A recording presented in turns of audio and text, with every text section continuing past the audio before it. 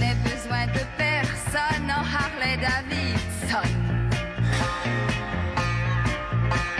Je ne reconnais plus personne en Harley-Davidson. Ah oui. Mélanie qui se prend pour Bardot, Oh non, mais non. Non, mais pas n'empêche cette que vous avez prétention. parlé non pas triporteur, mais moto. Voilà, Et je sais, collection. Laurent, que vous êtes plus bateau que moto, mais vous allez voir là, celles-ci, importe, il elles faut sont pour tous les super goûts. belles, mais oui. Il ne s'agit pas Et- de moi, il mais- s'agit de tous ceux bien qui sûr, regardent bien votre sûr, télématin. Et puis vous savez en plus que la moto ancienne en France, c'est assez tendance depuis quelques années. Les constructeurs l'ont d'ailleurs bien compris parce qu'ils rééditent des modèles Oui, néo-rétro. un peu rétro, ouais. Voilà, les équipementiers, pareil, ils s'inspirent beaucoup des années 60, 70. Il y a beaucoup de rassemblements, beaucoup d'événements. Donc tout ça, il y a toute une culture autour de cette moto ancienne. Et ça permet quoi? Ça permet la renaissance des belles machines que vous allez voir dans cette collection. Alors c'est une collection qui a été rassemblée par un père et son fils pendant plus de 50 ans. Donc on a des motos du tout début du siècle dernier, 1900, 1910. On remonte jusqu'aux années 70 et on découvre à travers cette collection bien le savoir-faire des constructeurs français qu'on ne reverra plus après les années 50, Laurent, parce que ce sont des constructeurs qui n'ont pas réussi à se relever après la guerre et qui ont malheureusement disparu. Alors vous allez voir, nous avons rencontré Michel Haricot. Michel, c'est le collectionneur, le fils. Il a fait cette collection avec son père et il nous présente quelques pièces. Regardez.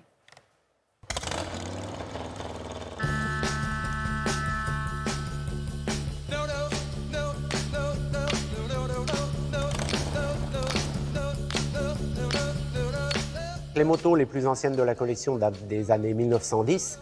Ce sont des machines qui ont l'allure de vélo avec des moteurs, mais ce sont quand même de vraies motos. Dans les années 30, Tero, New Meron, Motobécane construisaient des super sports, donc des machines qui étaient faites pour faire des rallyes.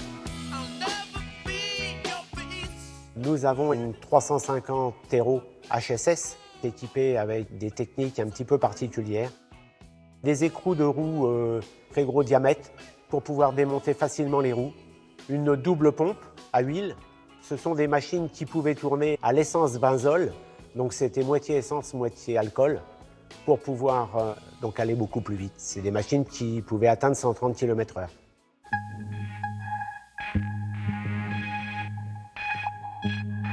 Ce sidecar René Gillet date des années 1947.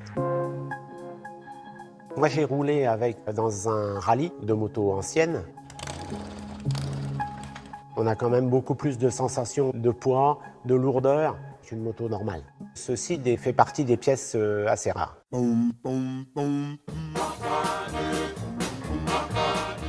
Après-guerre, les gens achetaient des motos qu'on disait populaires. Il y a notamment un Derny 100 cm3. Cette machine roulait à 70-80 km/h. Ça peut s'apparenter à un vélo. Il y a un dérailleur, il y a des cale-pieds. On pouvait pédaler un petit peu pour se dégourdir les jambes, mais le moteur suffisait à lui-même pour faire avancer la machine. Les gens partaient en vacances avec ces machines-là et parcouraient 500, 600, voire 1000 km avec ça pour aller en vacances. Mais les pannes arrivaient quand même fréquemment à ces époques.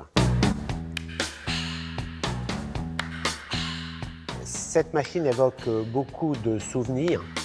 Ces motos équipaient la presse pour faire les reportages, notamment sur le Tour de France. Et également, la gendarmerie en était équipée, notamment la garde républicaine, qui descendait les Champs-Élysées le 14 juillet avec cette machine.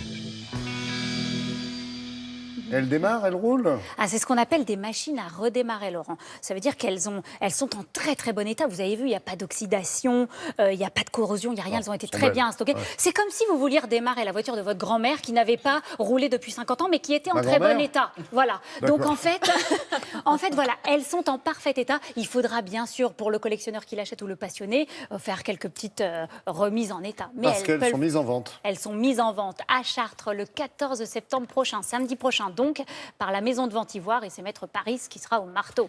Formidable. Merci beaucoup, Mélanie.